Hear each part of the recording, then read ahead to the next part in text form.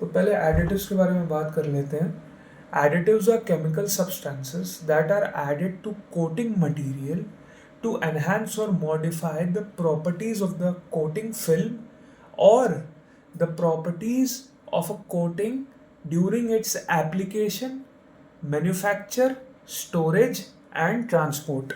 ठीक है, ये डेफिनेशन हमें याद कर लेनी है। अब हम बात करते हैं क्लासिफिकेशन की एडिटिव्स के ऊपर की, एडिटिव्स की क्लासिफिकेशन की। तो एक एडिटिव्स की क्लासिफिकेशन होती है on the basis of their function, वो करते क्या है इसके ऊपर क्लासिफिकेशन। तो देखो इसमें माइंड मैप हमें बना के इसको रटना है, क्योंकि कल ही हमारा मिड सेम है। सबसे पहले एस से स्टार्ट होने वाले दो लोग, surface active agent, surface modifier. ठीक है, सरफेस एक्टिव एजेंट हमारे क्या होते हैं, जैसे हमारे थिकनर्स हो गए, सरफेस एक्टिव एजेंट में हमारे वेटिंग एंड डिस्पर्सिंग एजेंट हो गए। ठीक है, अब सरफेस मॉडिफायर्स में हम आ जाते हैं। सरफेस मॉडिफायर्स में हमारे पास क्या होंगे, स्लिप एजेंट हो गए हमारे, लेवलिंग एजेंट हो गए हमारे, मार एडिटिव्स हो गए। ठीक है, ये हमारे आ जाएंगे सरफेस मॉडिफायर्स में। उसके बाद हम तीसरे पे आ जाते हैं कोलेसिंग एजेंट पे। ठीक है, कोलेसिंग एजेंट भी हमारा एक एडिटिव होता है। उसके बाद हम आ जाएंगे, अगला है हमारा कैटालिटिक एडिटिव, कैटालिटिकली एक्टिव एडिटिव। ये क्या करता है, ये ड्राइंग कराता है पेंट की फिल्म की, या फिर उसे रिएक्शन को ऑटो ऑक्सीडेटिव पॉलीमराइजेशन के उसे कैटलाइज कर देता है। फिर आ जाते हैं हमारे सरफेस स्पेशल प्रॉपर्टी एडिटिव्स, जैसे क्या हो गया, लाइट स्टेबलाइजर्स हो गए। ठीक है, फोटो इनहिबिटर्स हो गए, केमिकल स्टेबलाइजर्स हो गए हमारे, ये हो गए हमारे अलग अलग टाइप के स्पेशल प्रॉपर्टी। मतलब स्पेशल प्रॉपर्टी देखो नाम में ही लग रहा है बहुत स्पेशल है भाई ये। ठीक है, तो ये हमारे हो गए classification on the basis of ये इनकी फंक्शन। अब हम आ जाते हैं classification on the basis of process पे। तो प्रोसेस मतलब कर क्या रहे हैं, या फिर कहाँ पे जब पेंट अप्लाई हो रहा है तब वहाँ कौन से स्टेज पे पेंट के ये काम कर रहे हैं। तो पहले हमारे पास आ गया प्रोडक्शन। ठीक है, प्रोडक्शन के टाइम पे क्या काम है, सिंपली एंटली ये वेटिंग एंड डिस्पर्सिंग। ठीक है, प्रोडक्शन में तो वही है ना, वेटिंग एंड डिस्पर्सिंग सही से। फिर आ जाता है हमारे पास स्टोरेज। स्टोरेज में क्या है भाई, एंटी सेटलिंग एजेंट, सेटल नहीं होना चाहिए पार्टिकल, और एंटी स्किनिंग एजेंट। स्किनिंग क्या होती है, जो ऊपर एक परत बन जाती है पेंट के, उसको स्किनिंग कहते हैं, एंटी स्किनिंग एजेंट। फिर तीसरा हमारे पास आ जाएगा एप्लीकेशन। अब एप्लीकेशन के टाइम पे भी ये यूज़ होता है, तो इसमें क्या होता है हमारे पास, जैसे डीफॉर्मर्स हो गए हमारे, ये हमारे एप्लीकेशन में आ जाएंगे। रियोलॉइड थिकनर्स हो गए, थिक्सोट्रोपिक एजेंट हो गए।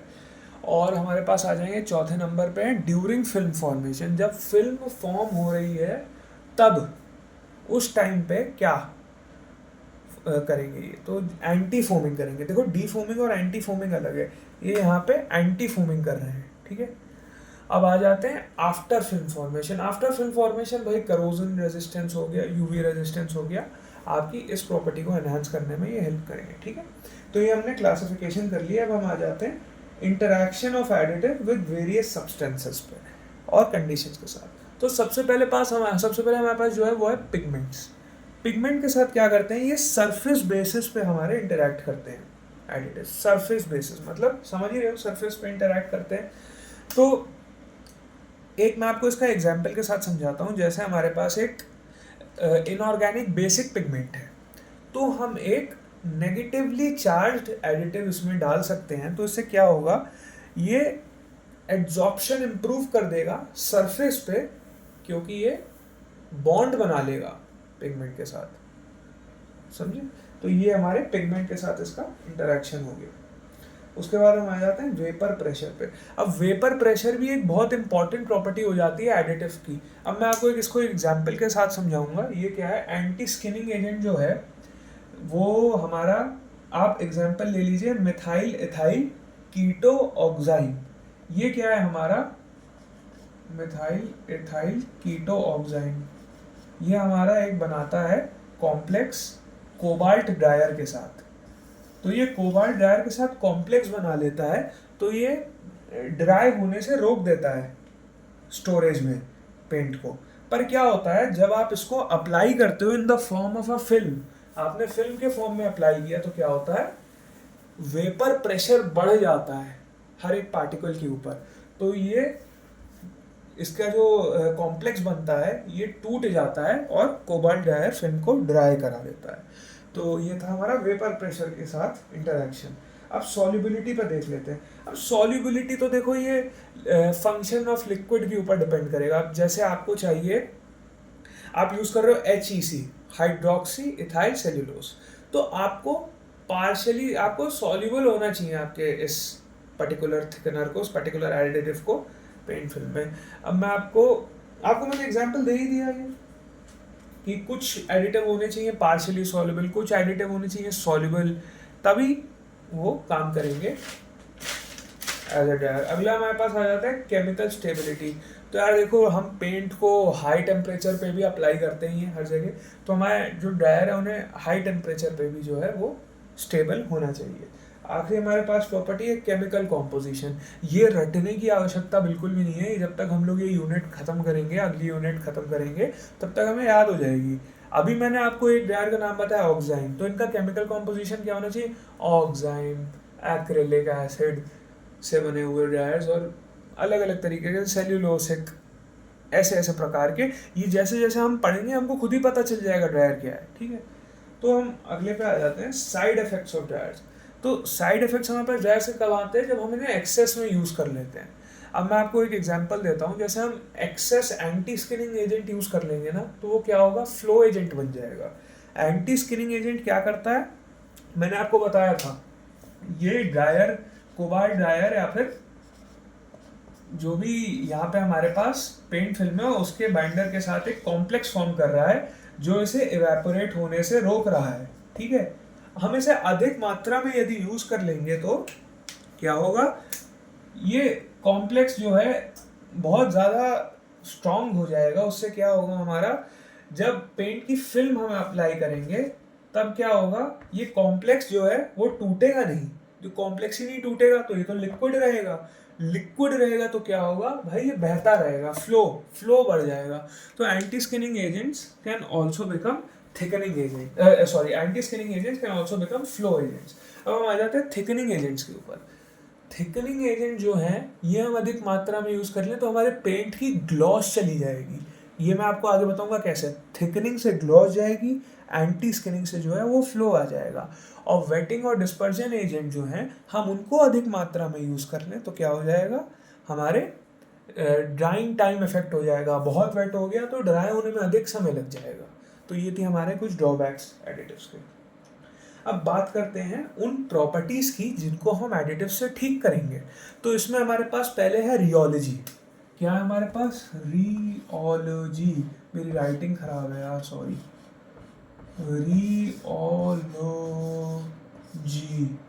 ठीक है। ये क्या होता है? Rheology is nothing but the behaviour of a fluid under an external force, ठीक है। Rheology is nothing but the behaviour of a fluid under an external force. बाहर से प्रेशर पड़ रहा है तो ये फ्लूइड कैसा बिहेव करेगा, उसी को, इस प्रॉपर्टी को, इस फ्लूइड की रियोलॉजी बोलोगे, ठीक है। दूसरी प्रॉपर्टी पे आ जाते हैं हम, विस्कोसिटी। विस्कोसिटी क्या होता है? हम पेंट की डेफिनेशन में बात करेंगे, हमें बाहर नहीं जाना है। विस्कोसिटी फ्लूइड की या लिक्विड की वो प्रॉपर्टी है जो उसे डिफॉर्म होने से रोकती है।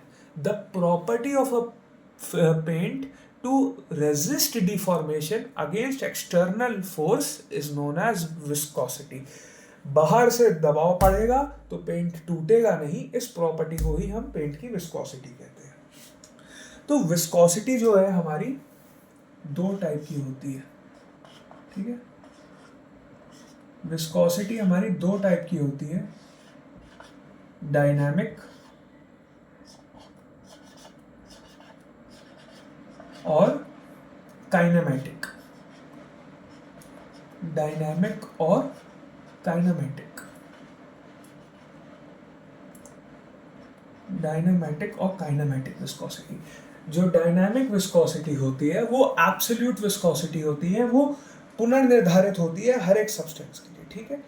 काइनेमेटिक विस्कोसिटी जो होती है उसका फॉर्मूला होता है, डायनामिक विस्कोसिटी को हम यदि डी मान लेते हैं तो इसका फॉर्मूला होता है dynamic viscosity upon specific gravity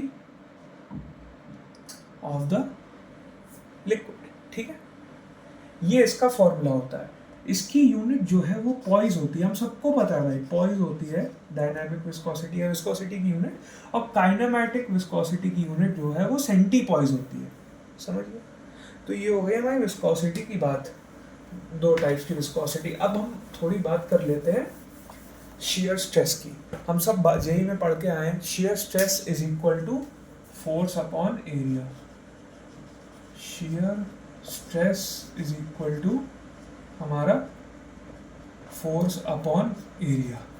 अब हम बात करते हैं shear स्ट्रेन क्या होता है। shear स्ट्रेन हमने जेई में जो पढ़ा था वो हमने पढ़ा था, shear स्ट्रेन क्या होता है, थीटा। क्या होता है shear स्ट्रेन, थीटा। थीटा इस पर्टिकुलर ऑब्जेक्ट पे यहाँ फोर्स लगेगा तो वो ऐसे थोड़ा डिस्टॉर्ट हो जाएगा, इस एंगल को क्या बोलोगे, थीटा। यही तो shear स्ट्रेन का फॉर्मूला पता था हमें, पर यहाँ पे थोड़ा सा अलग है यार। यहाँ पे है वेलोसिटी अपॉन थिकनेस। ये वेलोसिटी क्या है, velocity of the top layer of the film. Velocity of the top layer, सब इंजीनियरिंग के लड़कों को दहेज क्या चाहिए होती है, टॉप। तो velocity of the top layer of the film upon thickness of the film, ये हमारे पास shear स्ट्रेन का फॉर्मूला हो जाएगा। तो जो हमारी डायनामिक विस्कोसिटी होती है उसका फॉर्मूला क्या होता है, shear stress upon shear strain, ठीक है। डायनामिक विस्कोसिटी का हमारे पास फॉर्मूला आ गया है shear stress upon, sorry strain लिख दिया, shear stress upon shear strain, ठीक है। ये हमारे पास डायनामिक विस्कोसिटी का हमारा फॉर्मूला है, ठीक है। अब हम अगले टॉपिक पे आ जाते हैं। हमारे पास फोर्ड कप 4 जो है, हमने उसका एक्सपेरिमेंट किया था पिछले सेमेस्टर में, हमने उससे विस्कोसिटी निकाली थी, तो वो हमारी काइनेमैटिक विस्कोसिटी आई थी। फोर्ड कप 4 को हम डिनोट करेंगे FC#4 से। काइनेमैटिक विस्कोसिटी हमारे पास क्या आई थी, ये वैसे इतना इंपॉर्टेंट मुझे लगता नहीं है मिड सेम के लिए, पता है तब भी बता ही देता हूँ। 3.85 इंटू टी माइनस 4.45, ये आई थी हमारी काइनेमैटिक जो है वो विस्कोसिटी। और ये है, ये जो आती है ये काइनेमैटिक होती है, तो ऑब्वियसली इसकी यूनिट सेंटीपॉइज में हमारे पास आ जाती है। अब हम आ जाते हैं टाइप्स ऑफ फ्लूइड्स पर। तो देखो हमारे पास दो टाइप के फ्लूइड होते हैं, ये हमको सबको पता है, न्यूटोनियन और नॉन न्यूटोनियन। न्यूटोनियन और नॉन न्यूटोनियन, न्यूटोनियन और नॉन न्यूटोनियन, ठीक है। तो भाई न्यूटोनियन फ्लूइड क्या होते हैं, न्यूटोनियन फ्लूइड वो होता है जो एक पर्टिकुलर टेम्परेचर और प्रेशर पर अपनी विस्कोसिटी को सेम रखता है। टेम्परेचर और प्रेशर सेम रहेगा तो चाहे shear फोर्स और shear स्ट्रेन आप जितना भी लगा लो, इसकी विस्कोसिटी नहीं बदलेगी। पर नॉन न्यूटोनियन फ्लूइड की हमारी विस्कोसिटी बदल जाएगी। तो आइए हम एक ग्राफ प्लॉट करते हैं नॉन न्यूटोनियन फ्लूइड्स के बारे में समझने के लिए।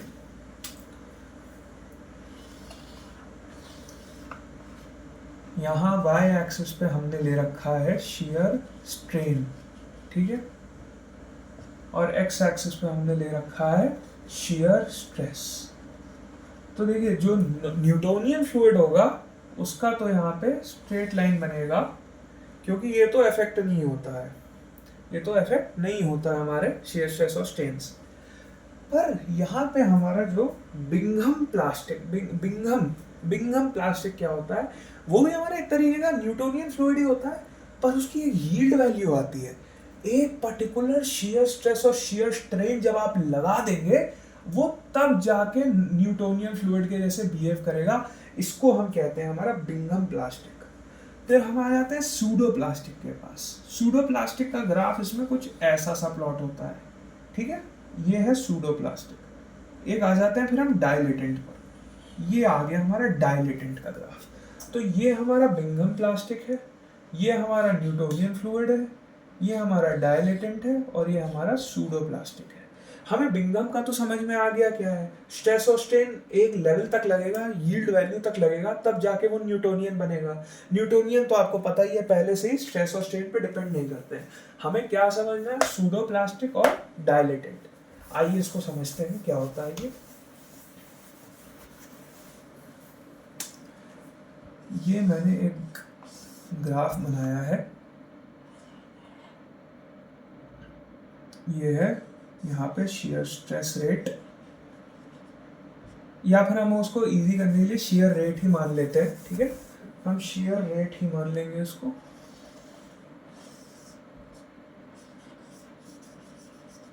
शियर रेट, और ये है हमारी वाई एक्सिस पे विस्कोसिटी, ठीक है, विस्कोसिटी। अब जो डायलेटेंट है, जैसे आप डायलेटेंट पे शियर रेट बढ़ाओगे तो उसकी विस्कोसिटी जो है वो बढ़ने लगेगी, समझे बात को। और जैसे ही आप एक सूडो प्लास्टिक पे शियर रेट लगाओगे, शियर फोर्सेस लगाओगे, तो इसकी विस्कोसिटी घटने लगेगी, ठीक है। और न्यूटोनियन फ्लूइड का तो आपको पता है, शियर रेट कुछ भी रहे, विस्कोसिटी तो एक ही रहेगी, समझ गए। तो ये है हमारा सूडो प्लास्टिक, ये है हमारा डायलेटेंट, और ये हमारा न्यूटोनियन फ्लूइड। अब आपको समझ में आ गया। अब मैं आपको समझाऊंगा कि यहाँ पे हमारे पास थिक्सोट्रोपिक एक सब्सटेंस भी होता है। थिक्सोट्रोपिक क्या होता है? थिक्सोट्रोपिक सब्सटेंसेस हमारे अगल बगल ही रहते हैं। क्या होता है, थिक्सोट्रोपिक सब्सटेंसेस पर जब हम विस्कोसिटी लगाएंगे, थिक्सोट्रोपिक सब्सटेंस पर जब हम शियर रेट लगाएंगे तो जो है इसकी विस्कोसिटी कम हो जाएगी, ज़रूर कम हो जाएगी। पर जब शियर जाएगा, जब आपने शियर कम कर दिया, वापस से फोर्स कम कर दिया, तो विस्कोसिटी वापस से यहाँ पे बढ़ जाएगी। थिक्सोट्रोपिक एक दोगला सब्सटेंस है, थिक्सोट्रोपिक दोगला है, थिक्सोट्रोपिक दोगला है। जैसे कार्तिकेय क्लास की लड़कियों के सामने आते ही अपनी औकात भूल जाता है, वैसे ही थिक्सोट्रोपिक भी शियर स्ट्रेस हटते ही अपनी औकात भूल जाता है, ठीक है। तो हम ये समझ गए हैं कि विस्कोसिटी क्या होता है, टाइप्स ऑफ फ्लूइड्स क्या होते हैं नॉन न्यूटोनियन, और रियोलॉजी भी हम समझ ही रहे हैं क्या होता है। अब हम समझेंगे रियोलॉजी मॉडिफायर्स के बारे में। रियोलॉजी मॉडिफायर्स, रियोलॉजी मॉडिफायर्स जिनको थिकनर्स भी कहा जाता है, रियोलॉजी मॉडिफायर्स, ठीक है, और थिकनर्स, इनको थिकनर्स भी कहा जाता है। ये बहुत इंपॉर्टेंट है, ठीक है। सबसे पहले हम बात करेंगे इसमें इनऑर्गेनिक थिकनर्स की। हम इनऑर्गेनिक थिकनर्स की इसमें बात करेंगे सबसे पहले। तो इनऑर्गेनिक थिकनर्स की बहुत इजीली मैं आपको समझा दूंगा, आपको तुरंत समझ में भी आ जाएगा। यहाँ पे इनऑर्गेनिक थिकनर्स को हम लोग कहते हैं ऑर्गेनोक्लेज। ऑर्गेनो, मेरी राइटिंग खराब है उसके लिए सॉरी, ऑर्गेनोक्ले, ठीक है। इसके हमारे पास दो टाइप्स होते हैं, ठीक है। सबसे पहले हम जान लेते हैं कि ऑर्गेनोक्लेज होते क्या है। Organoclays are nothing but organically modified laminar silicates. आपने ऑर्गेनिकली मॉडिफाई किए हुए लैमिनार, लैमिनार का मतलब आपको पता है ना, लैमिनार फ्लूइड जो होता है उसमें अंदर से आपस में रेजिस्टेंस नहीं होती है, वो नॉर्मल फ्लो कर रहा होता है। और जो टर्बुलेंट फ्लूइड होता है वो ऐसे ऐसे ऐसे ऐसे कैसे भी फ्लो कर रहा होता है, ठीक है। तो उसमें मिक्सिंग किस में बेटर होगी, टर्बुलेंट में। हमारे लैमिनार में मिक्सिंग नहीं होगी। तो ऑर्गेनोक्ले क्या होते हैं, ऑर्गेनिकली मॉडिफाइड लैमिनार सिलिकेट्स, ठीक है। समझ गए इनको मॉडिफाई क्यों करना पड़ गया लैमिनार्स को। अब हम आ जाते हैं इसके टाइप्स पे। इसके दो टाइप्स होते हैं, एक पहला टाइप है स्मेक्टाइट, स्मेक्टाइट,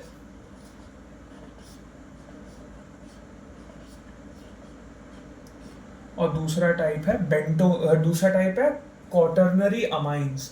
तो पहले हम स्मेक्टाइट की बात कर लेते हैं, ठीक है। स्मेक्टाइट की हम बात करेंगे यहाँ पे। तो स्मेक्टाइट के फर्दर दो टाइप्स होते हैं, ठीक है। आप नोट्स से पढ़िएगा, मेरी राइटिंग आपको ना समझ में आए तो आप नोट्स रेफर कर सकते हो किसी भी पॉइंट पे जो मैंने दिए हैं, बहुत अच्छे मैंने कंप्रेस करके बनाए हैं। ऑर्गेनोक्लेव्स में हमारा आ गया, स्मेक्टाइट को मैं एस लिख रहा हूँ और दूसरा क्वाटरनरी अमीन्स को मैं क्यू लिख रहा हूँ। इसमें हमारे पास दो टाइप्स है स्मेक्टाइट में। पहला टाइप है हमारे पास बेंटोनाइट, ठीक है। दूसरा टाइप है हमारे पास हेक्टोनाइट, ठीक है। तो सबसे पहले हम बेंटोनाइट की बात कर लेते हैं। मैं बेंटोनाइट का आपको केमिकल फॉर्मूला लिख के बता देता हूँ। Al2O3 aluminium oxide dot 4SiO2 dot XH2O, ये हमारा बेंटोनाइट का फॉर्मूला है, ठीक है। अभी ये हेक्टोनाइट का फॉर्मूला नहीं है, ये बेंटोनाइट का फॉर्मूला है। तो इससे क्या होता है हमारे बेंटोनाइट ये बेंटोनाइट है हमारा। तो बेंटो ये जो केमिकल कंपाउंड है ये लेयर्स बनाता है। क्या करता है? ये लेयर्स बनाता है। तो इन लेयर्स के बीच में कभी कभी क्या होता है, एल्यूमिनियम हटके यहाँ मैग्नीशियम घुस जाता है।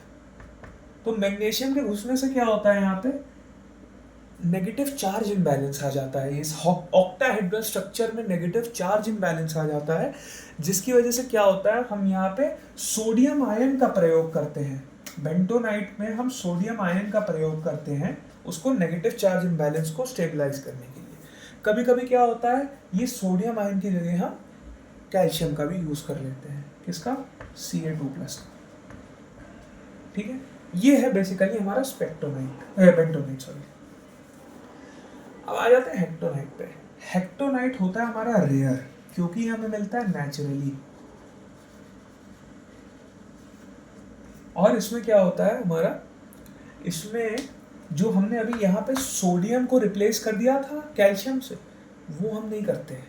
यहाँ पे सोडियम ही रहता है इस ऑक्टाहेड्रल स्ट्रक्चर में। और तीसरा क्या होता है, ये एक बेटर थिकनिंग एजेंट होता है। बेटर थिकनिंग एजेंट इज हेक्टोनाइट, ठीक है। हमने अब समझ लिया स्मेक्टोनाइट क्या होता है, स्मेक्टाइट क्या होता है। हमने स्मेक्टाइट समझ लिया। Smectite is of two types, bentonite and hectorite, हमने समझ लिया। अब हम आ जाते हैं क्वाटरनरी अमीन्स पे। आपने बेंटोनाइट समझा कि बेंटोनाइट क्या है? बेंटोनाइट एक क्ले के टाइप का सब्सटेंस होता है। Al2O3.4SiO3.H2 एक क्लेइश सब्सटेंस हो गया, जिसके अंदर हमने अभी सोडियम आयन डाल रखा था ना, है ना, सोडियम डाल रखा था ना, वो स्टेबलाइज करने के लिए उसके नेगेटिव चार्ज इम्बैलेंस को। इसके साथ हम एक क्वाटरनरी अमाइन लेंगे। क्वाटरनरी अमाइन हम सब जानते हैं, यहाँ पे भले ही हमारी रैंक जेई में 5 लाख रही हो, पर हम सब जानते हैं ये क्या होता है।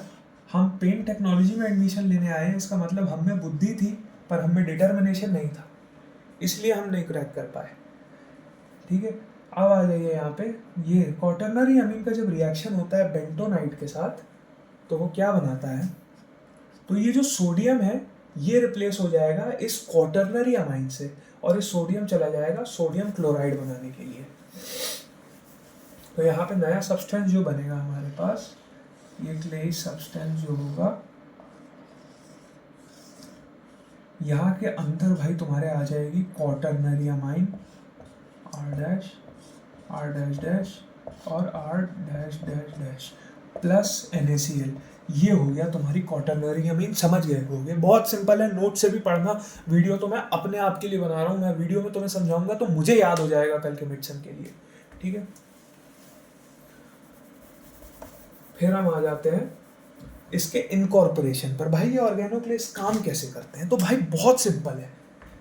ये जो क्ले है इसको प्लेटलेट्स मानो, इसकी वेटिंग करोगे, वेटिंग ऑफ प्लेटलेट से क्या होगा, डी एग्लोमरेशन हो जाएगा। ISC-TC में पास होकर आए हो तो तुम्हें एग्लोमरेट का मतलब पता है, पास होके नहीं आए तो ये तुम्हारे लिए नहीं है।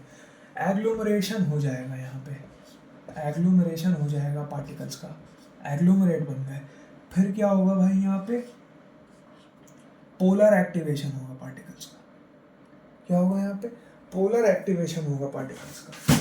ये पोलर एक्टिवेशन से क्या होगा, यहाँ पे हमारे पास ये जो ऐसे तीन तीन चार चार चार चार पाँच पाँच के ग्रुप में है, ये हमारे पास ऐसे बचेंगे बस। उसके बाद हमारे पास क्या होगा, डीलैमिनेशन होगा, एक एक पार्टिकल बचेगा, बात खत्म। तो पहले हम जान लेते हैं कि भाई पोलर एक्टिवेशन क्या होता है, ठीक है। ये जो क्ले प्लेटलेट को एक साथ जोड़ के रखते हैं, ये फोर्सेस स्ट्रांग होते हैं।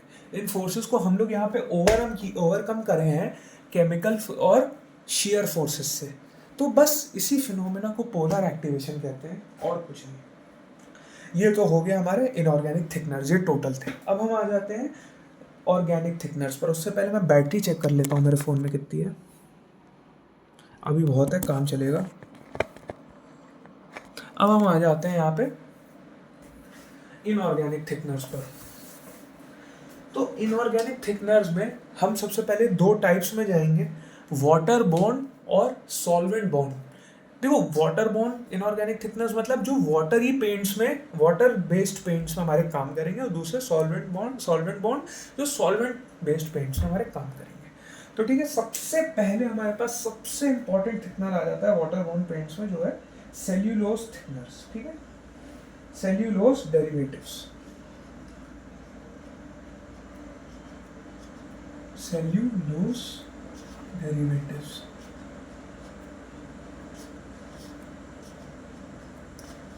सेल्यूलोज। उम्मीद करता हूँ आपको ये दिखाई दे रहा होगा, नहीं दिखाई दे रहा है तो कुछ मैं कर नहीं सकता हूँ, सॉरी, अगली वीडियोस बेटर रहेंगी। Cellulose derivatives. तो इसमें हमारे पास क्या होता है, हमने प्रैक्टिकल में अभी एक पेंट बनाया है, सीमेंट पेंट, उसमें हमने किसका यूज़ किया था, HEC का। HEC क्या होता है, हाइड्रोक्सी इथाइल सेल्यूलोज, ठीक है। और क्या हो गया, ethyl hydroxy ethyl cellulose, EHEC, ठीक है। और क्या हो गया, CMC कार्बोक्सी मिथाइल सेल्यूलोज, ठीक है। हमारे सबसे इंपॉर्टेंट यहाँ पे होते हैं HEC और CMC। इसको आप ऐसे याद रखिए, HEC जो है हमने सीमेंट पेंट बनाया है अभी प्रैक्टिकल में उसका, और CMC चूके मत चौहान, पृथ्वीराज के जनरल ने उससे क्या कहा था, 4 बंस 24 गज अंगुली अष्ट प्रमाण, ता ऊपर सुल्तान है चूके मत चौहान। CMC और HEC हमारे सबसे इंपॉर्टेंट सेल्यूलोसिक डेरिवेटिव्स होंगे। अब हम समझते हैं भाई ये काम कैसे करते हैं। हम सबको सेल्यूलोज का स्ट्रक्चर पता है, नहीं पता है ना, नहीं पता है, कोई बात नहीं, बना दूंगा। मैं मोटा मोटी एक सेल्यूलोसिक डेरिवेटिव का तुम लोग को आइडिया दे देता हूँ।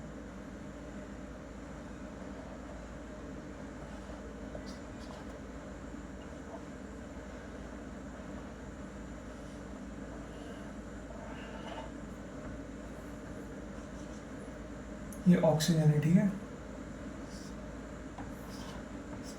ये CH2,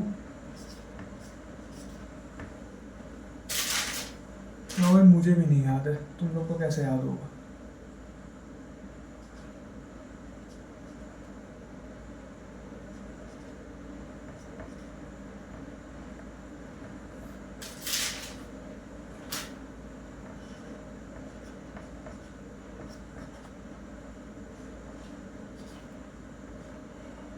उसके बाद फिर यही यूनिट रिपीट होने लग जाती है, ठीक है। तो ये हमारा कुछ सेल्यूलोस है। अब सेल्यूलोस में हमारे पास क्या है, हमारे पास, ये पूरा बनाने की जरूरत नहीं है यार पेपर में, मैंने भी इसलिए याद नहीं किया। सेल्यूलोस में हमारे पास है OH जहाँ पे होता है वहाँ पे क्या होता है, हाइड्रोजन बॉन्डिंग होती है भाई। हमारे पास क्या होती है, हाइड्रोजन बॉन्डिंग हो जाती है। तो हाइड्रोजन बॉन्डिंग से क्या होगा, जो वाटर बॉन्ड पेंट्स का पानी है, ये सेल्यूलोज डेरिवेटिव्स उसके साथ हाइड्रोजन बॉन्ड बना लेंगे, समझे, ये उसके साथ हाइड्रोजन बॉन्डिंग कर लेंगे। तो मान लो ये फिल्म है, तो ये पानी है, तो यहाँ ये हाइड्रोजन बॉन्डिंग कर लेंगे ऐसे, इस प्रकार से कुछ यहाँ पे हाइड्रोजन बॉन्डिंग हो जाएगी। तो अब इससे क्या हो रहा है, इस चेन से क्या हो रहा है, हमारे पास टर्बुलेंट, लैमिनार और टर्बुलेंट में क्या अंतर था, लैमिनार स्ट्रेट फ्लो था लिक्विड का, ठीक है, टर्बुलेंट क्या था, टेढ़ा मेढ़ा कैसा भी उड़ा तिरछा फ्लो था। ये अभी थोड़ी देर पहले हमारे पास क्या था, वाटर की लेयर जो थी हमारे पास, वो तो स्ट्रेट फ्लो में थी, वाटर बॉन्ड पेंट्स तो ऐसे हैं, अब इसको मैं समझा रहा हूँ, बस ऐसे होता नहीं है, ऐसे समझ लो, पेपर में लिख देना समझ लो। तो जब सेल्यूलोस डेरिवेटिव डालते हो तो ये हाइड्रोजन बॉन्डिंग की वजह से अंड चेन बन जाती है ऊपर नीचे कहीं, ठीक है। तो उससे क्या होता है, विस्कोसिटी बढ़ जाती है और साथ ही साथ थिकनेस भी बढ़ जाती है चेन की ओवरलैपिंग के कारण। अब भाई ये चेन ओवरलैप हो गई तो थिकनेस बढ़ गई। तो भाई ये पॉलीमरिक चेन की ओवरलैपिंग होती है ना, वो एनॉर्मस लेवल से तुम्हारी थिकनेस को बढ़ा देती है पेंट की। तो ऑब्वियसली ये थिकनर है हमारे पास। अब इसके आ जाते हैं ड्रॉबैक पे। ड्रॉबैक इसके क्या होते हैं, ये भाई तुम थिकनेस मैंने अभी तुमको बताया था थोड़ी देर पहले, एडिटिव एक्सेस में यूज़ कर दोगे तो क्या होगा, तुम्हारी थिकनर एक्सेस में यूज़ कर दोगे तो भाई ग्लॉस चली जाएगी, थिकनर अधिक यूज़ कर दोगे भाई तुम्हारी ग्लॉस चली जाएगी, ठीक है। तो जब तुमने यहाँ पे सेल्यूलोज डेरिवेटिव ने अधिक थिक कर दिया तो क्या हो गया भाई, पेंट की ग्लॉस प्रॉपर्टीज इफेक्ट हो रही हैं। तो जैसे अब तुम हाई ग्लॉस पेंट बना रहे हो, लो ग्लॉस में तो डाल दो, ये हाई ग्लॉस बना रहे हो तो उसको जब तुम ब्रश से अप्लाई करोगे तो भाई वहाँ पे जो है तुम्हारा ग्लॉस इफेक्ट हो जाएगा। तो ब्रश से अप्लाई नहीं कर सकते हो हाई ग्लॉस पेंट को। और दूसरा ड्रॉबैक तुम्हारे पास क्या होता है, क्योंकि ये वाटर बोर्न पिगमेंट जो है, इसमें बीच बीच में वाटर बोर्न पेंट सॉरी जो है, इसमें बीच बीच में पिगमेंट का पार्टिकल भी पड़ा हुआ है। तो अगर सेल्यूलोज डेरिवेटिव से इतनी ज़्यादा एंटेंगलमेंट हो जाएगी तो ये क्या है, ये पिगमेंट बाइंडर के जो पार्टिकल्स हैं ये अलग हो सकते हैं, यहाँ पे अलग अलग स्कैटर हो सकते हैं, अलग अलग से कलेक्ट हो सकते हैं। इसको क्या कहते हैं, इसको कहते हैं डीफ्लोक्यूलेशन। डीफ्लोक्यूलेशन हो गई तो भाई हमारा पेंट का जीजी हो गया, पेंट वहीं पे चला गया। इस प्रॉपर्टी की वजह से, इस डिफ्लोक्यूलेशन की प्रॉपर्टी की वजह से हमने क्या बनाया, एसोसिएटिव थिकनर्स, ठीक है। अभी हमने सेल्यूलोज डेरिवेटिव्स के बारे में पढ़ लिया, अब हम पढ़ेंगे एसोसिएटिव थिकनर्स के बारे में। Associative thickeners, associative thickeners, associative thickeners. इसमें हमारे पास सबसे पहले हमारे पास आ जाता है इसमें हाइड्रोफोबिकली मॉडिफाइड पॉलीऑक्सी इथिलीन्स, ठीक है। अब इसमें डरने की बात नहीं है भाई, देखो हाइड्रोफोबिक क्या होता है, हाइड्रोफोबिक मतलब तुम एक तरीके से इमेजिन करो साबुन का वो वाला पार्ट जो पानी से दूर भागता है। हाइड्रोफोबिकली मॉडिफाइड पॉलीऑक्सी एथिलीन्स, पॉलीऑक्सी में से पॉली हटा दो, पॉलीमर है ना वो, तो ऑक्सी एथिलीन मतलब ऑक्सीडाइज्ड एथिलीन, बस कुछ नहीं है ये। एसोसिएटिव में क्या है, ऑक्सीडाइज्ड एथिलीन है पहला पार्ट हमारा, ऑक्सीडाइज्ड एथिलीन, ठीक है। ऑक्सीडाइज्ड एथिलीन में तुम क्या करोगे, सबसे पहले तुम इसको पॉलीमराइज करो तो पॉलीऑक्सी एथिलीन बन गया, ठीक है। अब उसके बाद तुम इसे हाइड्रोफोबिकली मॉडिफाई करोगे। मामा की लास्ट क्लास पढ़ी है तो तुम्हें पता है यूरेथेन, यूरेथेन से क्या होता है, यूरेथेन जो होता है वो हाइड्रोफोबिक होता है। तो ऐसे किसी कंपाउंड से उसको जोड़ दोगे तो क्या हो जाएगा, हाइड्रोफोबिकली मॉडिफाइड पॉलीऑक्सी इथिलीन, समझ गए, हाइड्रोफोबिकली मॉडिफाइड पॉलीऑक्सी इथिलीन। अब मैं तुम्हें इसका स्ट्रक्चर बताता हूँ ये काम कैसे करता है। जहां मैं हाइड्रोफोबिक बोलूँ तुम अपने मन में साबुन घुसा लो, ठीक है। हाइड्रोफोबिकली मॉडिफाइड क्या होगा इसमें, ये पेंट सिस्टम है, तुम एक काम करो इसको छोड़ो, पेंट सिस्टम छोड़ो, तुमने इसको डाला बाइंडर्स के अंदर, ये बाइंडर पार्टिकल है,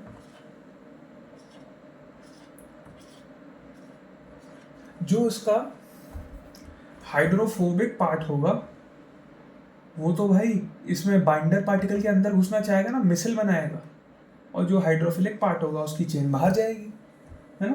तो इससे क्या होगा, ये जो वाटर सॉल्युबल पार्ट है उसमें हमारे पास क्या है, OH है, तो वो क्या करेगा, हाइड्रोजन बॉन्डिंग करेगा पानी के साथ और एंटेंगलमेंट करेगा किसके साथ, मिसल बनाएगा किसके साथ, बाइंडर के साथ भी। ये जो एसोसिएटिव थिकनर है ये पानी से नहीं इंटरैक्ट करते हैं वाटर बॉन्ड पेंट्स में, ये बाइंडर और पिगमेंट से भी इंटरैक्ट करते हैं। तो इसी प्रकार से हमारे यहाँ पे एसोसिएटिव जो है ये मॉडिफाई हाइड्रोफोबिकली मॉडिफाइड पॉलीऑक्सी एथिलीन हमारा यहाँ पे काम करेगा, ठीक है। अब हम अपने दूसरे वाले पर आ जाते हैं, मतलब समझ गए ना क्या होगा, मिसल फॉर्मेशन होगी बाइंडर के पार्टिकल्स के साथ इसका हाइड्रोफोबिक पार्ट घुस जाएगा, हाइड्रोफिलिक पार्ट पानी के साथ भी हाइड्रोजन बॉन्डिंग कर लेगा और अपने पार्टिकल्स के साथ भी हाइड्रोजन बॉन्डिंग वो कर लेगा। तो उससे एक और फिर से हमारे पास चेन बन जाएगी। चेन बन गई ना, कई सारे पार्टिकल्स की यहाँ पे हमारे पास चेन बन गई। तो इससे क्या हुआ, चेन बन गई तो ऑब्वियसली भाई विस्कोसिटी बढ़ गई, विस्कोसिटी के साथ क्या बढ़ गई, थिकनेस हमारी बढ़ गई। तो ये हो गया हमारा बहुत प्रिय सा थिकनेस। ठीक है, अब हम दूसरे पर आ जाते हैं, एसोसिएटिव एक्रिलिक थिकनर। ठीक है, एसोसिएटिव एक्रिलिक थिकनर ये एक, जैसे मैंने आपको बताया था कार्तिकेय लड़कियों के सामने अपनी औकात भूल जाता है, वैसे ही एसोसिएटिव, ये जो एसोसिएटिव हमारा एक्रिलिक थिकनर है, ये एक रंगीन किस्म का व्यक्ति, रंगीन प्रकार का ये एक व्यक्ति है।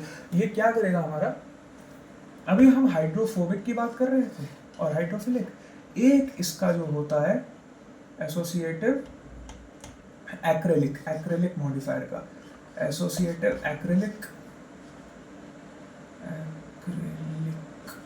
थिकनर में, एसोसिएटिव एक्रिलिक थिकनर में एक हमारा होगा hydrophilic particle. Hydrophilic particle, hydrophilic मतलब पानी से प्रेम करता है, हार्ट, ये पानी से प्रेम करता है। ये जुड़ा हुआ होगा एक हाइड्रोफोबिक पार्टिकल से। ये पानी को मिटाना चाहता है, ये पानी को मिटाना चाहता है, ये पानी से दूर भागना चाहता है, पानी से घृणा करता है। अटैच्ड होगा हमारे एसोसिएटिव पार्टिकल के साथ। एसोसिएटिव पार्टिकल क्या करता है हमारा, पिगमेंट और बाइंडर से इंटरैक्ट करता है, जैसा कि इसकी डेफिनेशन है। तो क्या होगा, ये जो हाइड्रोफिलिक पार्टिकल होगा ये पानी के साथ हाइड्रोजन बॉन्डिंग करेगा। ठीक है, और ये जो हाइड्रोफोबिक पार्टिकल होगा ये इसको एक चेन नुमा बना देगा। ये चेन जो है ये हाइड्रोफोबिक है, ठीक है, ये जो है ये हाइड्रोफिलिक है और ये जो है ये बाइंडर के साथ इंटरैक्ट कर रहा है। तो इससे क्या हो, इससे हमारा उसी प्रकार से पिगमेंट बाइंडर वाटर नेक्सस बन जाएगा और हमारी थिकनिंग हो जाएगी वापस। अब हम आ जाते हैं अपने लास्ट टाइप के एसोसिएटिव थिकनर पर, जो है associative cellulose thickener. Associative cellulose thickener, associative cellulose thickener क्या है हमारे पास एसोसिएटिव सेल्यूलोज थिकनर में, भाई कुछ नहीं है, सेल्यूलोज थिकनर्स का हाइड्रोफोबिक मॉडिफिकेशन कर देते हैं। इसमें क्या कर देते हैं, सेल्यूलोज थिकनर हमारे अभी तक क्या थे, वाटर के साथ ही हाइड्रोजन बॉन्डिंग करके विस्कोसिटी बढ़ा रहे थे, तुमने उन्हें हाइड्रोफोबिक बना दिया, हाइड्रोफोबिक पार्टिकल के साथ मॉडिफाई कर दिया। अब वो बाइंडर में भी घुसेगा, अब वो वाटर में भी घुसेगा, अब वो अच्छे से मिसल फॉर्मेशन करेगा, अच्छे से बेहतरीन तुम्हें बाइंडिंग करके थिकनिंग करके वो देगा, बिना सेल्यूलोज थिकनेस के डिफेक्ट के साथ। ठीक है, अब भाई सेल्यूलोज थिकनर्स के बारे में इतनी बात कर ली है तो उनका थोड़ा स्ट्रक्चर के बारे में भी बात कर लेते हैं, वो बनते कैसे हैं, जैसे अलग अलग टाइप के। तो अब यहाँ देखते हैं, सबसे पहले तो हम फॉर्मेट कर लेते हैं हमारे सेल्यूलोज थिकनर्स को।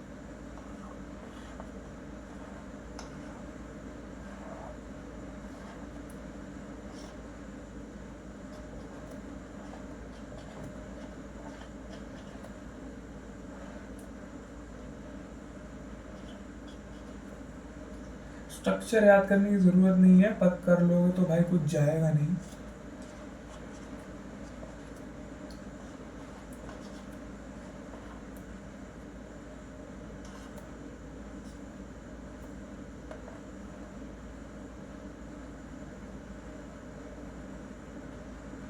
तो जैसे तुम देख सकते हो मुझे भी कोई इतना खास इसमें कुछ आता नहीं है स्ट्रक्चर में, मैंने भी याद कर नहीं रखा है, तुम लोग को सिखा सिखा के ही मैं इसे बनाना खुद भी सीख रहा हूँ।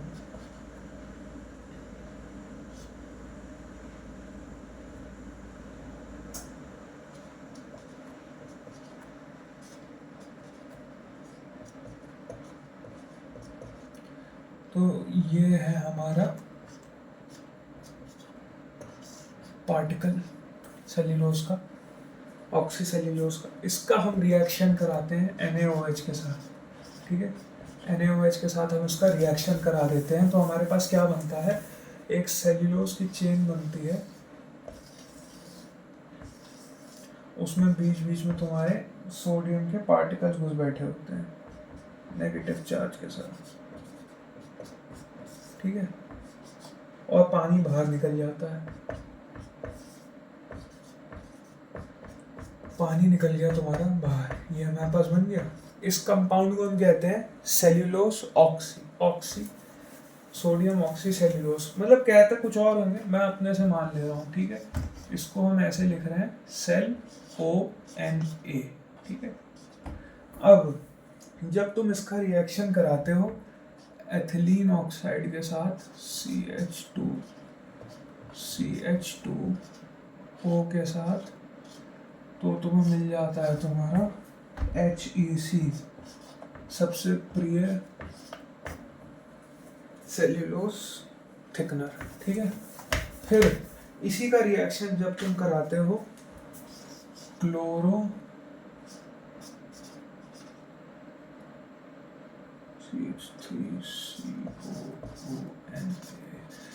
क्लोरोसोडियम एसिटेट के साथ, जब तुम इसका रिएक्शन कराते हो सेल्यूलोस ONA का, तो तुम्हें मिल जाता है तुम्हारा carbonyl compound, obviously CMC carbonyl methyl cellulose, ठीक है। इतना समझ लो यार, इसके अलावा मुझे नहीं लगता क्वेश्चन में मैम पूछेंगे कुछ भी, तो इतना बहुत है यार। अब हम इनकॉर्पोरेशन पे आ जाते हैं कि ये इनकॉर्पोरेट कैसे करते हैं। तो जब मैं इनकॉर्पोरेशन बोलूँ तो यार तुम लोग बार बार वो एक ही इनकॉर्पोरेशन के बारे में सोचा करो। क्या होता है भाई, देखो छोटे छोटे पार्टिकल्स होते हैं। सबसे पहले इसमें क्या हो जाती है, इसमें स्वेलिंग हो जाती है जब तुम फोर्स लगाते हो, शेयर फोर्स, SF मतलब शेयर फोर्स, स्वेलिंग होके बड़े पार्टिकल हो जाते हैं। फिर और शेयर फोर्स लगाओगे हीट के साथ तो ये हाईली क्रॉस लिंक्ड चेन्स बना लेते हैं। फिर क्या होता है भाई, इनकॉर्पोरेशन हो जाता है। फिर ये इसका काम हो जाता है, इनकॉर्पोरेशन हो जाता है। सिंपल है यार फिनोमेना, एक बार याद कर लो। इनऑर्गेनिक वाला जो मैंने अभी पहले बताया था, तुम्हें फिर ये याद करने की ज़रूरत नहीं पड़ेगी। पहले मैंने क्या बताया था, इनऑर्गेनिक थिकनर कैसे इनकॉर्पोरेट हो रहे थे। सबसे पहले वेटिंग हो रही थी, उससे क्या हो रहा था, डीएग्लोमरेशन हो रहा था। डीएग्लोमरेशन के बाद क्या हो रहा था, पोलर एक्टिवेशन हो रहा था। पोलर एक्टिवेशन के बाद जो था हमारा डीलैमिनेशन हो रहा था, जिससे हमारा इनकॉर्पोरेशन हो रहा था। यहाँ पे क्या हुआ, यहाँ पे छोटे छोटे पार्टिकल्स की पहले वेटिंग करी तो स्वेलिंग हुई, बड़े पार्टिकल बने और हीट किया, तो एक तरीके से इसको तुम डीएग्लोमरेशन ही मान लो। उसके बाद क्या हुआ, तुम्हारा इनकॉर्पोरेशन हो गया, ठीक है। तो मोस्टली सिमिलर प्रोसेस है सबके इनकॉर्पोरेशन का, ठीक है। अब हम आ जाते हैं हमारे last water borne organic thickener पर, जो कि है, अच्छा पहले हम यहाँ पे एक बात डिस्कस कर लेते हैं।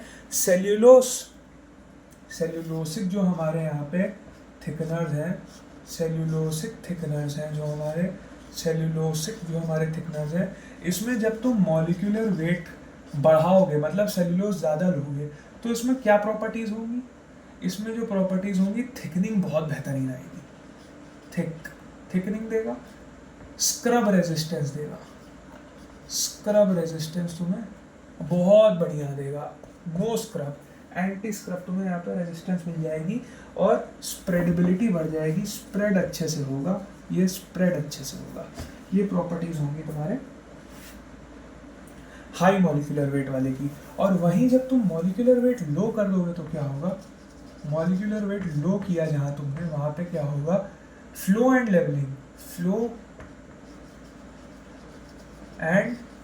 लेवलिंग बेहतरीन होगी।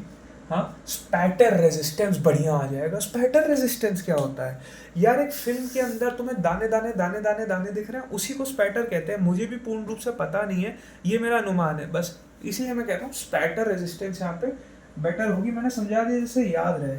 और क्योंकि लो मॉलिक्यूलर वेट है, क्योंकि मॉलिक्यूलर वेट लो है, तो भाई चेंज जो फॉर्म हो रही है हमारे सेल्यूलोसिक, ये वाटर है, ये हाइड्रोजन बॉन्डिंग से जोड़ रहा है एक दूसरे को, चेन फॉर्म कर रहा है। लो मॉलिक्यूलर वेट में कम चेन फॉर्म हो रही है, तो पिगमेंट पार्टिकल और बाइंडर पार्टिकल इसमें ट्रैप नहीं होगा। तो क्या नहीं होगा, डीफ्लोक्यूलेशन। एक डीफ्लोक्यूलेशन क्या होता है, पिगमेंट बाइंडर ढेर सारा ट्रैप हो गया इन चेन्स के बीच में, उसी को कहते हैं डीफ्लोक्यूलेशन। पर लो मॉलिक्यूलर वेट में तो ये होगा नहीं, तो क्या होगा, नो डीफ्लोक्यूलेशन। पिगमेंट फ्लोक्यूलेशन कहते हैं इस चीज़ को। ये जो ट्रैप हो रहा है ना, इस चीज़ को कहते हैं पिगमेंट फ्लॉक्यूलेशन। अगर मॉलिक्यूलर वेट कम लोगे तो डीफ्लॉक्यूलेटेड रहेगा, पिगमेंट फ्लॉक्यूलेट नहीं।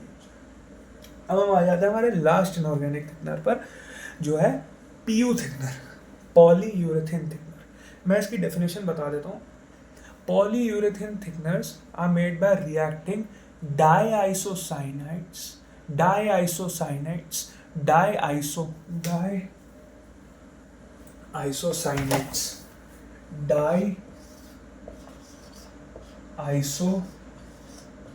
CYANATES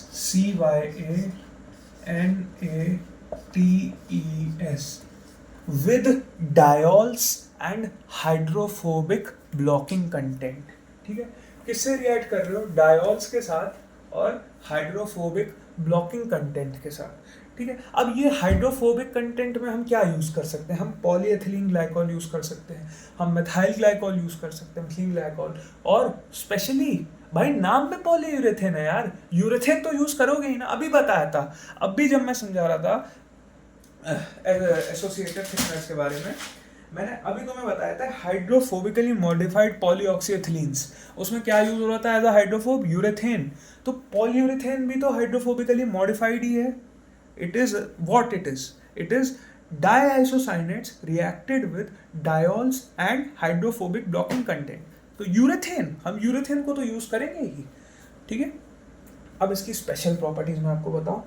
इसकी फ्लो और लेवलिंग बेहतरीन होती है भाई, फ्लो और लेवलिंग इसकी बढ़िया प्रॉपर्टी है, एकदम बढ़िया फ्लो और लेवलिंग देता है। ये हम हाई ग्लॉस पेंट में यूज़ कर सकते हैं, इससे ग्लॉस नहीं जाती है, पॉलीयूरेथेन से ग्लॉस नहीं जाती है, ये याद रखना, क्वेश्चन बन सकता है। बहुत अट्रैक्टिव ये है पॉलीयूरेथेन तुम्हारा, पॉलीयूरेथेन थिकनर तुम्हारा बहुत ही अट्रैक्टिव टाइप का थिकनर है। ठीक है, फ्लो एंड लेवलिंग की बात कर ली। अब देखो हम बात करते हैं ये कैसे कनेक्शन करता है। तो हम समझते हैं इसका कनेक्शन हमको पता है, हाइड्रोफोबिकली मॉडिफाइड क्या है? Diisocyanate made by reacting diols and hydrophobically modified blocking component. तो भाई देखो, हाइड्रोफोबिक बोला मतलब मिसल बनेगी, ये बाइंडर पार्टिकल है, इसको ये पिगमेंट, इसको ये जो थिकनर है ये ऐसे मिसल्स बना के जोड़ दे रहा है।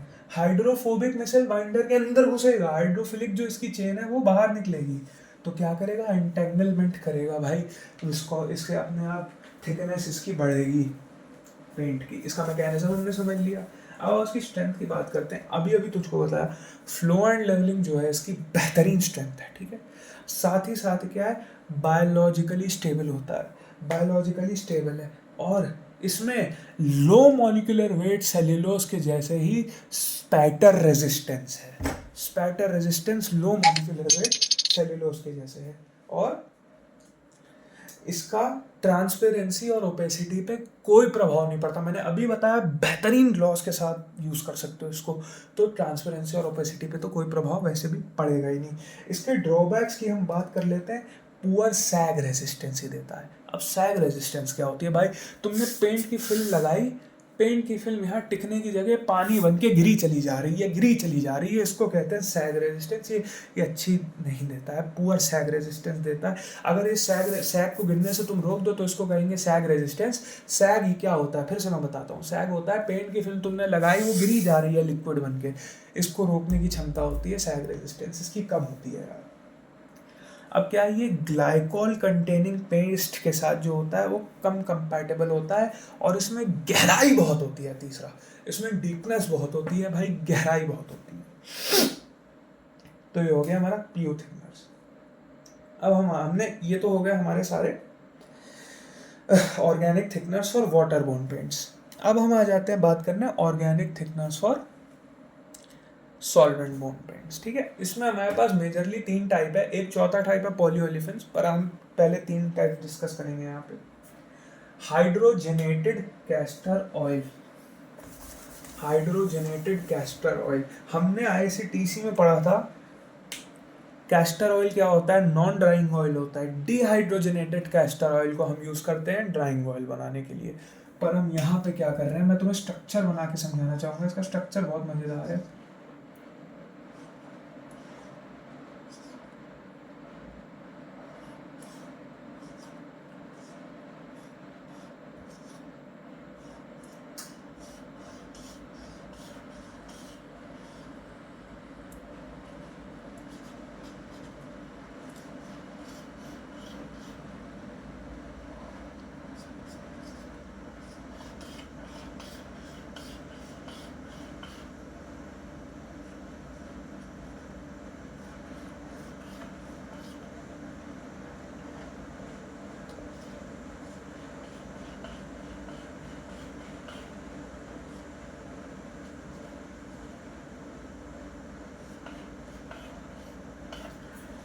तो हमारा जो कैस्टर ऑयल होता है उसमें क्या होता है, उसमें यहाँ पे, यहाँ पे और यहाँ पे एक अनसैचुरेशन होती है। हाइड्रोजनेटेड क्या होता है, तुमने इसमें हाइड्रोजन मार दिया तो यहाँ अनसैचुरेशन आ गई। ये हम मैंने स्ट्रक्चर कैसे याद किया, इसको मैंने याद कर लिया, फिर यहाँ पे 17, यहाँ ऑक्सीजन के बाद यहाँ पे 17 चेन है, हर 11वें पे OH लगा हुआ है और अनसैचुरेशन 8वें से 9वें के बीच में। तो यहाँ अनसैचुरेशन चली गई, इसको कहते हैं हाइड्रोजनेटेड कैस्टर ऑयल या फिर castor wax. Castor wax also known as castor wax, ठीक है। अब मैंने अभी बात किया था, जहां OH दिख गया मतलब हाइड्रोजन बॉन्डिंग आ गई भाई, जहां तुम्हें OH दिख गया वहां तुम्हें हाइड्रोजन बॉन्डिंग मिल गई। तो ये जो है तुम्हारा hydrogenated castor oil solvent paint में कैसे थिकनिंग करेगा भाई, ये बाइंडर पार्टिकल्स के साथ हाइड्रोजन बॉन्डिंग करेगा और अपने खुद के पार्टिकल्स के साथ भी हाइड्रोजन बॉन्डिंग करेगा। बाइंडर पार्टिकल से इंटरैक्ट नहीं करेगा, सॉल्वेंट पार्टिकल्स और अपने आप से इंटरैक्ट करके ये थिकन करेगा हमारे इसको। अब इसको याद कैसे रखना है मैं ये बताऊंगा। हमको पता है आयुष्मान पाल की औकात 35 से 70 रुपए की है, ठीक है। आयुष्मान पाल की औकात 35 से 70 रुपए की, उसी प्रकार से हाइड्रोजनेटेड कैस्टर ऑयल जो है हमारा काम करता है 35 से 70 डिग्री सेल्सियस के ऊपर। 35 से 70 डिग्री सेल्सियस के ऊपर ही ये हमारा काम करता है हाइड्रोजनेटेड कैस्टर ऑयल। इसके इस टेम्परेचर के बाद जैसे ही आप 35 से 70 रुपए से ऊपर के खर्चे वाले रेस्टोरेंट पे जाते हैं, आयुष्मान पाल अपने आप पीछे हट जाता है, उसको अपनी औकात अच्छे से पता है। उसी प्रकार से हाइड्रोजनेटेड कैस्टर ऑयल 35 से 70 डिग्री सेल्सियस के बाद थिकनिंग प्रोवाइड करना बंद कर देता है, उल्टा ये डिसॉल्व हो जाता है पेंट में, और जब पेंट वापस से कूल डाउन होता है तो ये उसके अंदर छोटे छोटे क्रिस्टल बना लेता है। इस फिनोमिना को सीडिंग कहते हैं। तो आयुष्मान पाल के सीड्स को कभी अपने मित्र रूपी भूमि में घुसने ना दे, नहीं तो ये जड़ के बैठ जाएगा, आपका उधार ये कभी चुकाएगा नहीं। आज तक इसने दिव्य सारस्वत को उसके 100 रुपए नहीं चुकाए हैं। अब हम आ जाते हैं, अच्छा हाइड्रोजनेटेड कैस्टर ऑयल के साथ एक और बात है, ये पार्शियली सॉल्युबल होना चाहिए सिस्टम में, क्योंकि ये अपने आप से हाइड्रोजन बॉन्डिंग तो यार तभी करेगा ना सॉल्वेंट के साथ जब भी उसमें थोड़ा बहुत सॉल्युबल होगा, कम से कम सॉल्वेंट में से सॉल्युबल होना चाहिए। अब हम आ जाते हैं पॉलीअमाइड्स पे। पॉलीअमाइड्स पे तो हमने TSRAP का भी वो लिखा है असाइनमेंट, छापा नहीं है तो हमको पता होगा पॉलीअमाइड्स क्या होते हैं। कार्बोक्सिलिक ग्रुप के साथ हम जब अमाइंस को जोड़ देते हैं, इसको याद मत करो यार, अमाइंस कौन से कंपाउंड को जोड़ते हैं, काफ़ी लंबा है, मुझे याद है पर मुझे नहीं लगता इसे बताने की आवश्यकता है। ये जो होता है हमारा हाइड्रोफोबिक होता है, हाइड्रोफोबिक होता है, ये पानी से घृणा करता है। अमाइंस हमारे पानी से घृणा करते हैं और ये हमारा पानी से प्रेम करता है। H2O loves COOH loves water, जहाँ OH आ गया वहाँ पे पानी से हाइड्रोजन बॉन्डिंग आ गई, ठीक है। तो अगेन इसमें भी क्या होता है, पॉलीअमाइड में जब तुम हाई मॉलिक्यूलर वेट में इसको लेते हो तो ये वैक्सी पॉलीमर बनाता है टर्मिनल अमाइड ग्रुप के साथ, कार्बोक्सिलिक एसिड और अमाइड, कार्बोक्सिलिक एसिड और अमाइड, ठीक है, ये याद रखना। तो इससे क्या होता है भाई, मिसल फॉर्मेशन होता है, जैसा कि मैंने बताया हाइड्रोफोबिक में जहाँ बोलूँ वहाँ तुम समझ जाओ, मिसल फॉर्मेशन हो रहा है। मिसल फॉर्मेशन से ये हमें प्रोवाइड करेगा थिकनिंग, ठीक है। और जहाँ पे पोलर सॉल्वेंट्स में हम इसे यूज़ करेंगे, पोलर सॉल्वेंट में जब हम इसे यूज़ करेंगे तो ये वहाँ पे हाइड्रोजन बॉन्डिंग से भी हमें थिकनिंग प्रोवाइड करेगा, ठीक। फिर हम आ जाते हैं इसकी, ऑब्वियसली ये थिकनिंग प्रोवाइड कर रहा है मॉलिक्यूलर चेन एंटेंगलमेंट से, ये तो गिवन प्रॉपर्टी है, ये तो आपको सबको पता ही है। फिर हम आ जाते हैं इसमें इसके इनकॉर्पोरेशन पर। तो इनकॉर्पोरेशन तो यार मैंने आपको भी बताया, इन सबका सिमिलर है, आप नोट से पढ़ सकते हो इसको। पहले आप इसकी वेटिंग करोगे, उसके बाद फिर इजीली इनकॉर्पोरेट हो जाएगा, जैसे कि पहले वाले हुए हैं, आप नोट से पढ़ लेना। अब हम आ जाते हैं इसके ड्रॉबैक्स के ऊपर। ये अकेला ऐसा थिकनर है जो सरफेस टेंशन को जो है रिड्यूस कर देता है, सरफेस टेंशन को रिड्यूस कर देता है, सरफेस टेंशन रिड्यूस कर देगा। तो उससे क्या होगा, इंटरकोट एडहेशन पे इफेक्ट पड़ेगा। टॉप कोट उसकी सरफेस टेंशन जो है कम करने के कारण ये पेंट के टॉप कोट पे पहुंच जाएगा यहाँ पे। और इंटर कोट एडहेशन मतलब कोट और कोट के बीच में, पेंट की दो परतों के बीच में जो एडहेशन है, क्योंकि देखो ये इस पेंट के टॉप पे पहुंच गया, अब इसके ऊपर पेंट करोगे तो इंटर कोट एडहेशन जो है हो रहा है, उसको ये डैमेज कर देगा। समझ गए बात? तो ये है इसकी एक ड्रॉबैक, आपने समझ लिया। हाइड्रोजनेटेड कैस्टर ऑयल या फिर कैस्टर वैक्स आयुष्मान पाल के समान है, 35 से 70 रुपए की औकात है। पॉलीअमाइड जो है बहुत बेहतरीन है, पर यार देखो उसमें सरफेस टेंशन कम कर देने के कारण ऊपर जाके दूसरे लोगों से, दूसरे पेंट से जुड़ने की कैपेसिटी नहीं कर देता है। मतलब तुम ये इमेजिन करो, तुम ये तुम्हारी गर्लफ्रेंड के जैसा है। गर्लफ्रेंड जब तुम्हारे साथ आती है तो वो तुम्हारे लड़के दोस्त जो होते हैं उनसे तुम्हें बात करने से रोक देती है। उसी प्रकार से इंटरकोट एडहेशन जो है ये नहीं प्रोवाइड करेगा अच्छा पॉलीअमाइड। फिर हम लास्ट लॉजिकल मतलब अच्छा इफेक्टिव लास्ट जो थिकनर है वो है हमारे पास oven based sulfonates. Oven based sulphonates.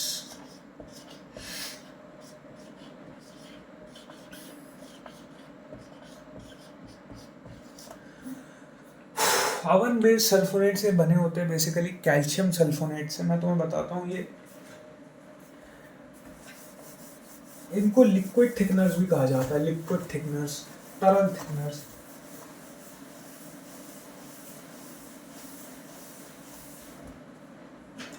ये कैल्शियम सल्फोनेट से बने होते हैं। मैं बताता हूँ ये काम कैसे करते हैं।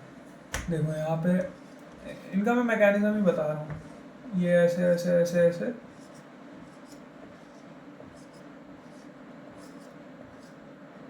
जब इसमें तुम शेयर फोर्स और हीट डालोगे तो ये जो गोला है ये थोड़ा सा स्वेल हो जाएगा।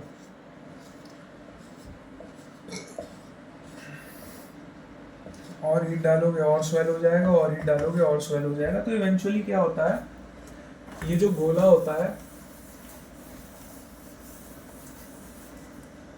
इसके अंदर कैल्शियम कार्बोनेट होता है, और यहाँ पे जो मिसल फॉर्मेशन हो रही होती है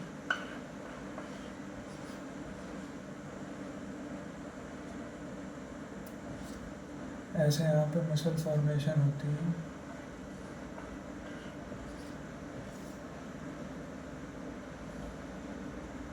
तो इससे क्या होता है, ऐसे पूरे पेंट में ऐसे मिसल फॉर्मेशन होती है। उसी से ये इसका जो ऑर्गेनिक पार्ट है, ऑर्गेनिक ओवन बेस्ड सिलिकेट से, तो ऑर्गेनिक पार्ट है कैल्शियम सल्फेट से जुड़ा हुआ, ये थिकनिंग जो है हमें प्रोवाइड करता है। नोट्स में पढ़ लेना इसको, और डिटेल में जानना हो तो। अभी मैं इसकी बात करूँगा। ये जो ऑर्गेनिक सॉल्वेंट वाला जो ऑर्गेनिक पार्ट होता है, ये ऑर्गेनिक सॉल्वेंट और बाइंडर्स के साथ तुम्हारा इंटरबॉन्डिंग कर लेता है। अब इसके बेनिफिट्स पे आ जाते हैं यार। इसके बेनिफिट्स बहुत ईजी हैं, ईजी टू इनकॉर्पोरेट। भाई तुम इसे पानी में डालो, इनकॉर्पोरेट हो गया। ये लिक्विड लाइक होता है, ठीक है। ये केयरफुली मिक्सिंग पे अच्छा ये जो है यील्ड देता है, ईजी टू इनकॉर्पोरेट होता है। और सैग रेजिस्टेंस इसकी बढ़िया होती है, सैग रेजिस्टेंस कम किसकी होती है भाई? सैग रेजिस्टेंस कम होती है हमारे पॉलीयूरेथेन थिकनर की, अधिक किसकी होती है? ओवन बेस सल्फोनेट थिकनर की, ठीक है। और साथ ही हमारा ग्लॉस पे बहुत कम इफेक्ट देता है। ग्लॉस पे कम इफेक्ट देने वाले 3 थिकनर कौन हो गए? ओवन बेस सल्फोनेट डेफिनेटली, और एक हमारा लो मॉलिक्यूलर वेट सेलुलोस होगी डेफिनेटली, और फिर एक हमारा हो गया पॉलीयूरेथेन। गला बैठ गया यार मेरा। अब हमारा नेक्स्ट टॉपिक क्या है? हाँ, इसमें ओवन बेस सल्फोनेट में एक कमी और होती है, ये एल्कनिटिक एक एल्कलाइन होता है, सॉरी एल्कलाइन होता है कैल्शियम सल्फोनेट, तो ये एल्कलाइन है, तो ये एसिडिक मीडियम में हम इन्हें नहीं यूज कर सकते हैं एसिडिक कैटलिस्ट के साथ। लास्ट हमारा जो है सॉल्वेंट बॉन्ड थिकनर हमारा आ जाता है पॉलीओलिफेंस। भाई ये पॉलीओलिफेंस यूजुअली एंटी सैग और एंटी सेटलिंग एजेंट्स के रूप में यूज होते हैं हमारे, ठीक है। ये क्या होता है? ये पीई वैक्स होता है, पी पॉलीएथिलीन वैक्स। ये बनता कैसे है? ये it is a by product of heating high molecular weight polyethylene, high density polyethylene HDPE and low density polyethylene. HDPE और LDPE को हीट करोगे तो पॉलीएथिलीन वैक्स तुम्हारा बन जाएगा। तो इसका मैकेनिज्म क्या होता है? ये बाइंडर और पिगमेंट पार्टिकल्स के साथ एसोसिएट हो जाता है और थिक्सोट्रोपिक इफेक्ट देता है। थिक्सोट्रोपिक इफेक्ट मैंने तुम्हें बताया था ना, बिल्कुल कार्तिकेय के जैसा है, बिल्कुल कार्तिकेय के जैसा है। शियर लगाओ तो विस्कोसिटी कम होती है, शियर फोर्स हटा दो तो विस्कोसिटी फिर से बढ़ जाती है। लड़कियों के साथ जाता है तो बात करना बंद कर देता है, लड़कियों के पास से वापस आता है तो बात करना वापस से चालू कर देता है। औकात भूलता है तो बात करना बंद कर देता है, औकात याद आती है तो बात करना चालू कर देता है। Thixotropic effect is nothing but Kartikeya Tripathi is nothing but polyolefins, ठीक है। अब इसके हम देख लेते हैं इनकॉर्पोरेशन। इसमें इनकॉर्पोरेशन में कुछ भी नहीं है, shear mixing at 90 to 93 degree Celsius, बस खत्म हो गया पॉलीओलिफेंस हमारे पास। अब हम बात कर लेते हैं मेटालिक सोप्स की। पहले ये भी हम थिकनेस के जैसे यूज करते थे। इसमें हमारे पास क्या होता है? एल्यूमिनियम स्टेरेट होता है हमारे पास, एक तो एल्यूमिनियम स्टेरेट और हमारे पास एल्यूमिनियम ऑक्टोएट। देखो यार, मैंने भी परफेक्टली प्रिपेयर नहीं किया, मैं तुम लोग को समझा ही इसलिए रहा हूँ जिससे मुझे भी याद हो जाए। तो ये मत सोचना कि साले इसको ही नहीं आता है, हमें क्या पढ़ाएगा। मैं नोट से देख के ही पढ़ा रहा हूँ जो मैं भूल जा रहा हूँ। लिनोलेट पल्प, ठीक है। ये हमारे मेटालिक कुछ सोप है, एल्यूमिनियम स्टेरेट, एल्यूमिनियम ऑक्टेट और कैल्शियम लिनोलेट पल्प।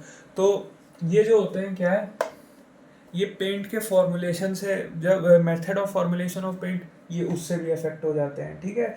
ये मेथड ऑफ पेंट प्रोसेसिंग, उससे भी इफेक्ट हो जाते हैं। फिर ये जो तुम्हारा कैल्शियम लिनोलेट होता है, ये इसमें वाटर होता है, तो ये ऑब्वियसली इफेक्ट कर सकता है हमारे पेंट को, डिस्पर्जन।